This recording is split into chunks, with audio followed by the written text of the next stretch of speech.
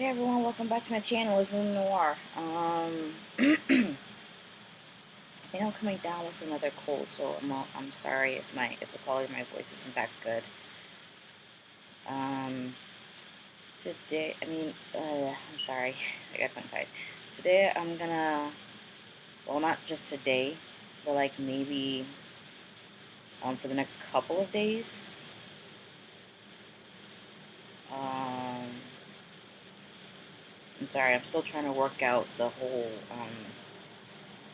time slot thing for myself. Um. Okay, maybe not the next couple of days, but like maybe sporadically. I'm gonna talk about the franchise Higurashi. Um, that's a psychological thriller, and when I first saw it, I did not know what I was in for. Okay, so there are several series. There's Ni, Kai, Ray, um, there's Kara, and then they made a small one called Outbreak. I think there's more to that. But then under that same umbrella, there's Umineko. But that's like a whole nother series, but it's still under the same umbrella as Higurashi. Yeah, it is. When I saw the trailer for that, I was a little confused until I saw it. But yeah, it's still under the same umbrella. So for today, I'm going to talk about Higurashi Ni. Alright, so basically, it follows several people. Keiichi Maebara, who's a transfer student, he went he went to he moved with his family to the village of Hinamizawa after some complicated circumstances, and he made friends with this group of girls. Mion Sonozaki, who's going to be the next head of her family when she um, is ready. Rena Ryugu, who's this little ball of adorableness.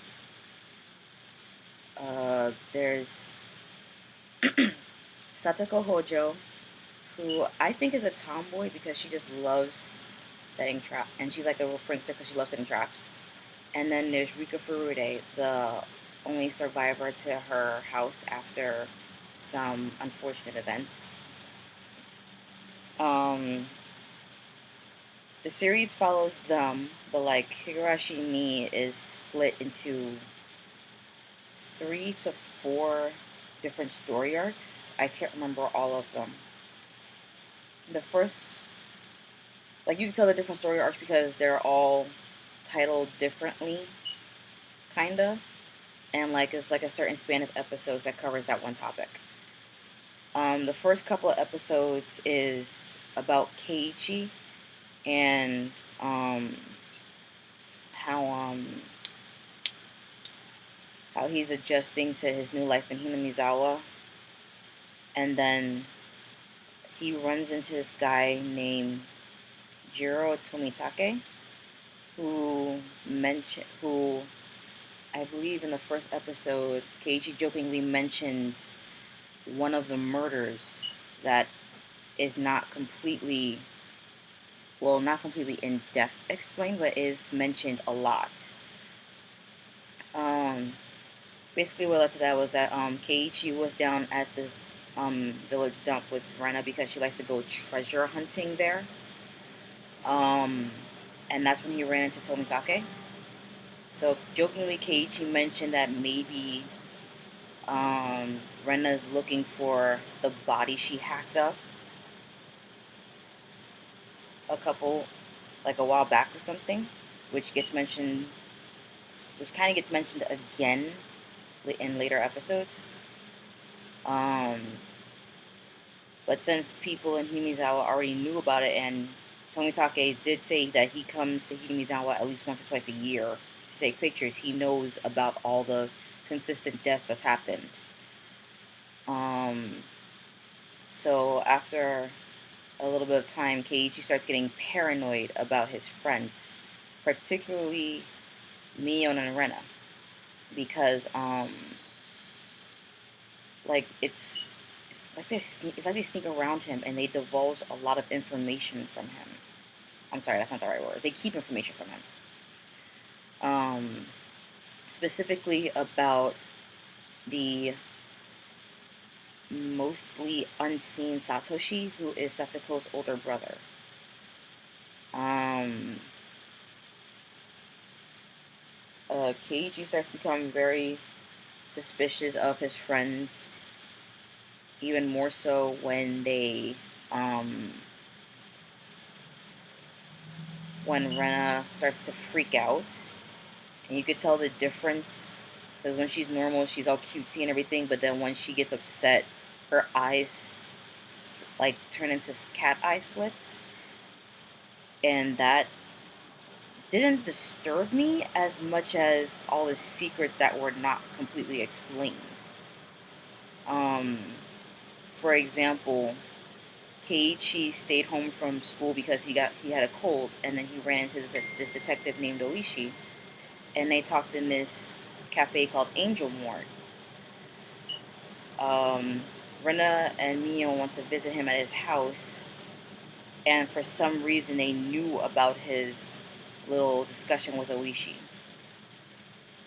And they said that they will always know what he's doing, where he is, and when he's out, which really started to like trigger some red flags for me. But I figured that was probably something that might get explained down the road. He becomes even more suspicious when he eats some treats that they gave him, and there's a needle in one of them. So he kind of starts freaking out and like not really trusting anyone. He starts walking around with um, a bat. He starts going to school by himself because he feels he can't trust his friends anymore. Um, and then like in the last episode for this small arc, he is attacked by some guys from a white van, which honestly confused me for a long time. Um, he wakes up at home with Rena there, and turns out she called Mion because Keiichi's parents are out of town. Everything seems kind of lighthearted, but then the girls start giggling kind of maniacally, which makes him more nervous. And then Mion's like, let's finish this punishment game. Because at their school, they're in this uh, club. Well, yeah, this club established by Mion where they just sit around after school and play games. So every time someone loses, there's a punishment. And comically, the loser is often Cage. I'm sorry, just all the things they do to him. Drawing on his face, making him wear embarrassing costumes home. Um, the first time, the first punishment game he went through, they drew all over his face, but like they made it like they were going to torture him, and it was hilarious just to hear him scream. But this time, it wasn't funny because he was so paranoid and he was freaking out so much. Um, he thought that Mion was going to inject him with some kind of weird drug we don't that he didn't know what it would do to him. So he panicked and ended up killing both of them. He basically killed both Rena and Mion, and then um, the white van from earlier in the episode showed up, and the people inside were like flocking around his house. So he left a note mentioning the syringe and that Rena and Neil might be conspiring to kill him and have connections with the people that actually attacked him from the white van before. And then he left the house and went to a telephone booth to call the detective Oishi, but on the line he started digging at his own throat, which is really sad because he died from those injuries. The next story arc centers around Shion, yeah, it centers around Shion Sonozaki, who is Mion's younger twin sister. They have their own sad history, but I did read up a little on them because Mion and Shion switch places from time to time, and no one can really tell the difference unless they mention it. Uh, it's now believed that they can't even tell who's who anymore. But that's just something I read somewhere. I can't remember where I read that source from. It basically centers around Shion and, well, not Shion, but like Mion and Shion, and just some small things that happen, which which we don't have explained until like the next art, which is told from Shion's point of view. This art is told from Keiichi's point of view, and it's like, of course, it's, oh my god, I'm sorry if I confused anyone. Basically the whole series is kind of like this whole looping timeline thing, which we get explained in Higurashi Kai, but I'll talk about that next time. This has like so many different twists. It's not funny. For this one, we get uh, like some things. The story is that basically every time the Cotton Drifting Festival or Watanagashi rolls around, there's the mysterious deaths, which I mentioned earlier. Someone dies and then another person disappears. For the first year, like I said, it was someone who got hacked up. Basically, there was a conflict where the city wanted to, I guess, I don't know if it was the city or like the government wants to come in and like build a dam, and it would have put the entire village of Hinamizawa underwater. So there was a whole dam conflict, and then things got violent, and someone got hacked to pieces, and apparently still can't find one of the arms. The second year, there was a couple who fell off a cliff, and that turned out sadly to be Satsuko's parents. And they think that was um, because when the dam conflict was going on, they supported it because they were going to get a lot of money from the government to move out of the village. But the story is that Satsuko's father fell off the cliff, and her mother's body is pretty much still missing. The third year, it was Rika's parents. Her father, who was the head priest at the shrine, dropped dead from some kind of mysterious illness, and her mother drowned herself in the Onigafuji swamp deep in the mountains. And then the year before all of this is taking place, Satsuko's aunt, who after her parents died took her in and was basically abusing her, had her head smashed in. And her older brother Satoshi, who, like I said, we don't really see at all, went missing. So then, that's all the deaths leading up to this so far. And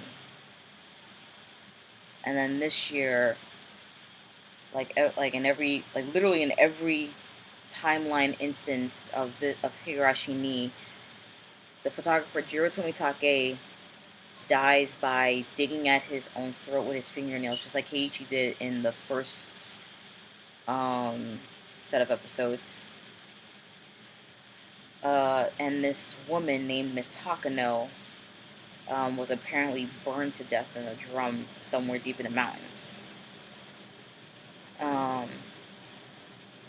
Like I said, for this small section, and for the section that's told, this section basically is told from Keiichi's point of view, and the other section is told from Shion's point of view. In both of them, Keiichi and Shion went into the ritual tool shrine that no one's really supposed to go into because it has all these torture instruments that people aren't supposed to see, and like this statue of the god Oyashiro, who we really know very little about unless you count the speculations that go around everything told from Neo and everything. So for this set that's told from Keiichi's point of view and the set told from Shion's point of view, it's basically like this. The village leader who's one of the three great families, Mr. Kimiyoshi, goes missing. And then Rika and Satoko go missing. And then Mion owns up to it.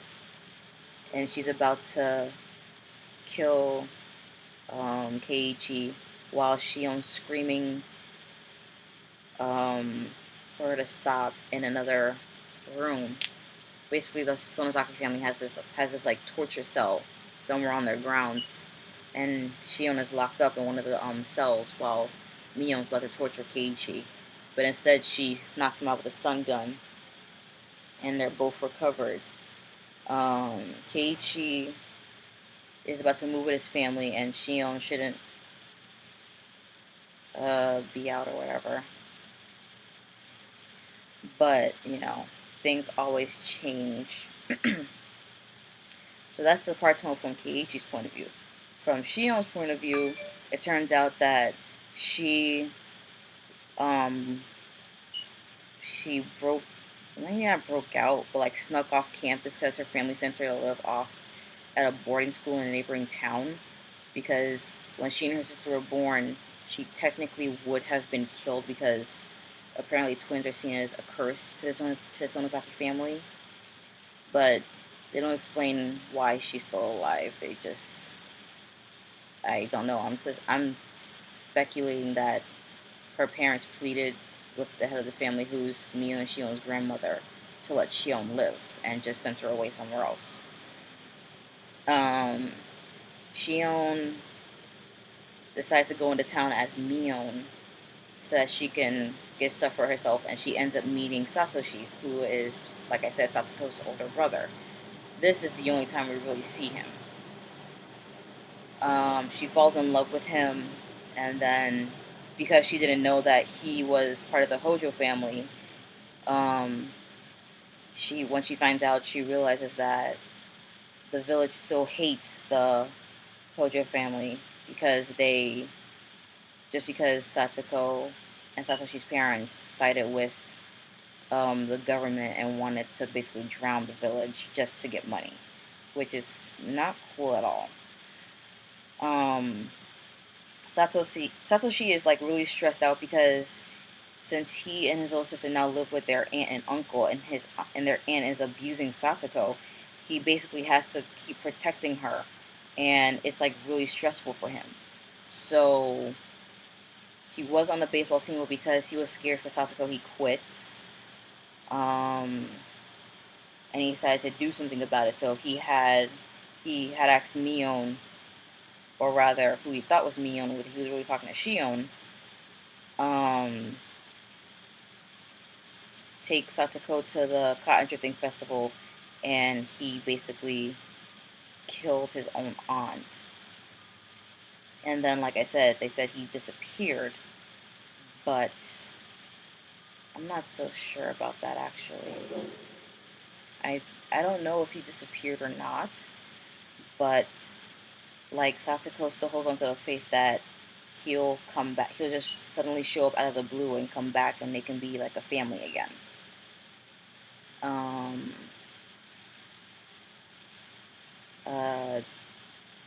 So then again, like this being told from Shion's point of view, she goes through her, I can't say withdrawals from reality, but she starts getting to the paranoia state because Rena tells her that she's actually met Oyashiro. So oh my god, I can't even explain it. Basically,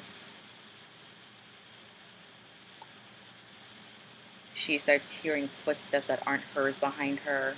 She thinks it's Satoshi, but we never know what it is. Just something unseen.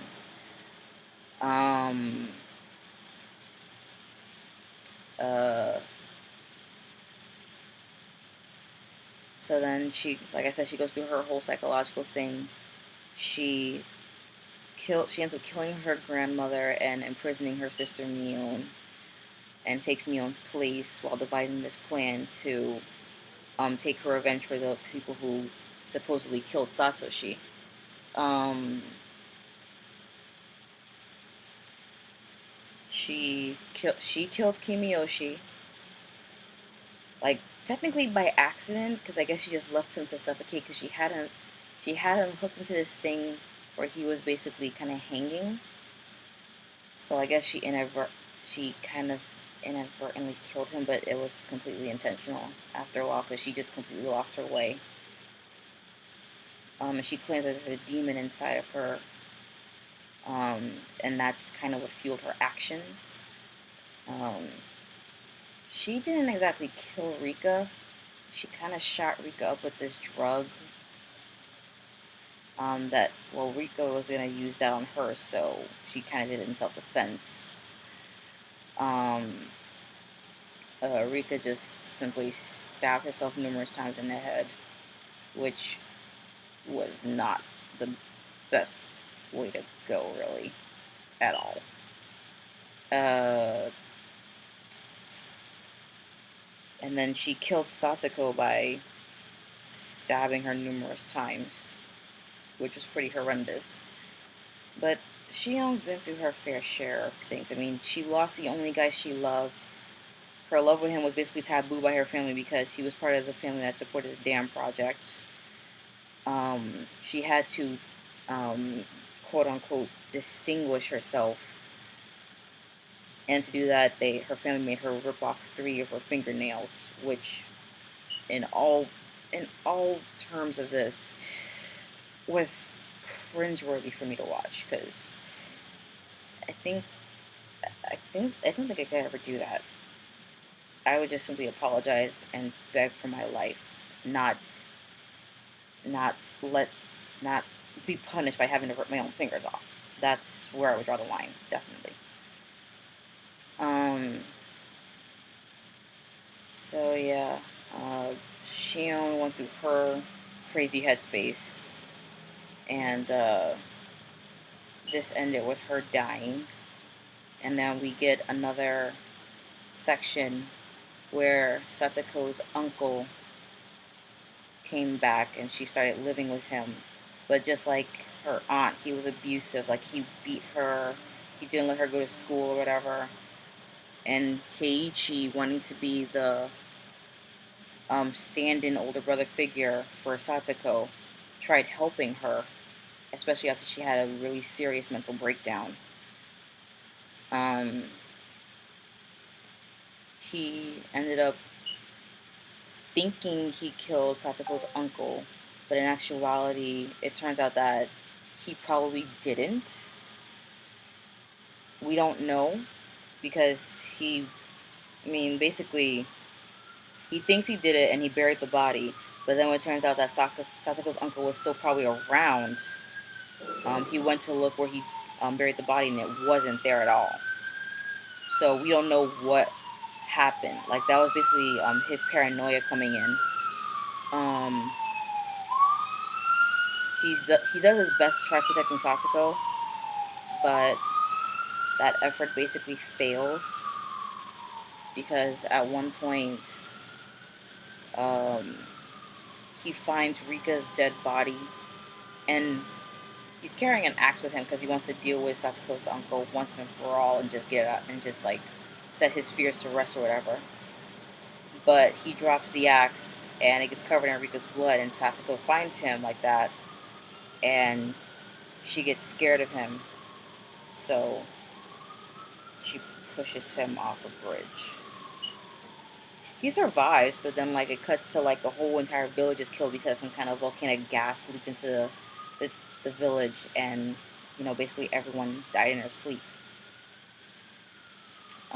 The final couple of episodes is Rena's paranoia because she meets Miss Mio Takano, and they talk for a bit, and it gets into the fact that Rena, like I said, claims that she met Oyashiro because she used to live in Hinamizawa, and then she went to a different town when one of her parents had to move for work reasons. Um, she thought Oyashiro was angry at her because she left the village. Like, she felt like someone was watching her while she was sleeping, like something was following her all the time. And it just got to the point where she really broke down, went to school, and like smashed out a bunch of windows. She came back to Hinamizawa after something with her mom, uh, and just got better. But then this is like her dad is dating this woman who is just using him for money. So her paranoia, Rena's paranoia goes off the charts, and she thinks because of the scrapbook notes that was put together by Miss Mio Takano, say that, oh, the disease or whatever that's inside the village is a parasite, and the Sonozaki family is going to use it as like a bioterrorist weapon. She goes kind of crazy and like tries to convince Keiichi that everyone's in danger or whatever. She, like I said, she just goes out off the charts. I'm sorry for the constant thing, just my phone. I'm really sorry for that. She goes off the charts, and she goes so far that she almost blows up her school. But she realizes her quote unquote sins, and at this point, we learn a little more about Keiichi's past and why they moved, why he and his family moved to Hinamizawa. It turns out that he was getting bullied at school, and he didn't know how to handle it. So he bought a BB gun and for some reason started shooting at little kids. But his conscience got the better of him, and he confessed his sins to his parents, and they thought that he could use a change of pace, so they moved to Hinamizawa. He also remembered the first timeline where he accidentally killed Mion and Shion, and it turns out that his paranoia could have been put to rest had he not let it get so out of control. The syringe that he thought Mion was going to use on him was actually a marker, and they were just going to probably draw on his face. But he was so out of his mind, he accidentally killed them. So after realizing that, he realized what he needed to do to save Rena, and he was able to do it. But this is all just a mild, well, maybe not mild, because I just basically spoiled the entire series. I guess I should put I guess I will. Well, probably in the future I'll put spoiler alerts on the front of these videos. But basically this is like my just mild retelling of what happens. I don't know which manga this is based off of because there are like a lot of mangas for this series. I can't remember the names of them, and I don't know the order they all go in. So, yeah. Leave your comments down below. Give this video a like, share it around, and I will see you all in the next video. Luna out.